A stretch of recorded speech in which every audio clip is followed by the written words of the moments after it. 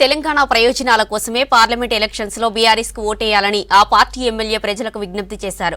ఎన్నికల్లో రైతులకు ఇచ్చిన హామీలను అమలు చేయకుండా కాంగ్రెస్ సర్కారు మోసం చేసిందన్న హరీష్ రావు రాష్ట్ర రైతాంగం కలిసికట్టుగా కాంగ్రెస్ ను ఓడించాలన్నారు. రైతులకు రుణమాఫీ, బోనస్, రైతు భరోసా 15,000కు పెంపు ఏమైందని ప్రశ్నించారు హరీష్ రావు. కాంగ్రెస్ ఓడిపోతే దిగిపోయేదా లేదు, ఇంకా అయిపోయిందాక వాళ్ళదే గవర్నమెంట్.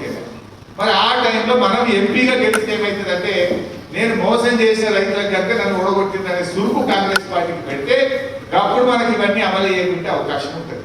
అందుకే రైతు బిడ్డలుగా నేను మీ అందరికీ కోరేది ఒకటే, రుణమాఫీ చేయనందుకు, బోనస్ ఇవ్వనందుకు, కరెంటు 24 గంటలు ఇవ్వనందుకు, 15,000 రైతు బంధు ఇవ్వనందుకు రైతులందరూ ఒకటైపోయి కాంగ్రెస్ పార్టీకి పొరపాటు చెప్తే అవి రేపు మనకు భవిష్యత్తులో అమలైతాయి.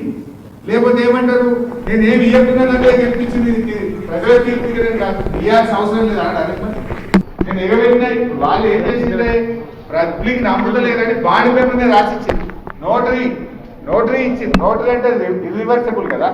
ఇవాళ వీళ్ళు కాంగ్రెస్ వాళ్ళు బాడీ పేపర్ మీద రాసిచ్చి మాట తప్పారు కదా. ఇప్పుడు మరి 100 రోజుల్లో 6 గ్యారెంటీలు చేస్తాము, 6 గ్యారెంటీల మీద అసెంబ్లీలో చట్టం చేస్తాము అన్నారు.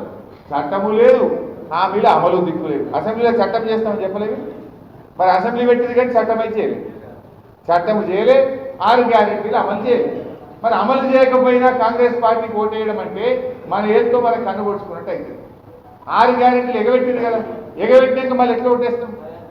మనం నమ్ముతలేరని చెప్పి ప్రజలు వాళ్ళు బాండ్ పేపర్లు వచ్చి, నోటరీలు వచ్చి, ఒట్లు పెట్టి నమ్మబలికి ఇవాళ అధికారంలో గడ్డెక్కి 100 రోజులు అయినా తప్పు లేదు కదా. 100 రోజుల్లో చేస్తామని చెప్పినా లేదా? బాండ్ పేపర్లు పంచినా లేదా? మరి పంచినప్పుడు చేయాలి కదా. చెయ్యకుండా మరి పార్లమెంట్ ఎన్నికల్లో మనం తప్పిపోయి ఓటేసినాం అనుకో ఏమంటారు? అరే మేము ఎగబెట్టినా వేసిండ్రు పోయి ఇక అవసరం లేదు చేసుడు అన్నారా? ఇవి రావాలంటే మనం ఖచ్చితంగా వాళ్ళకి చురుకు పెట్టాలి.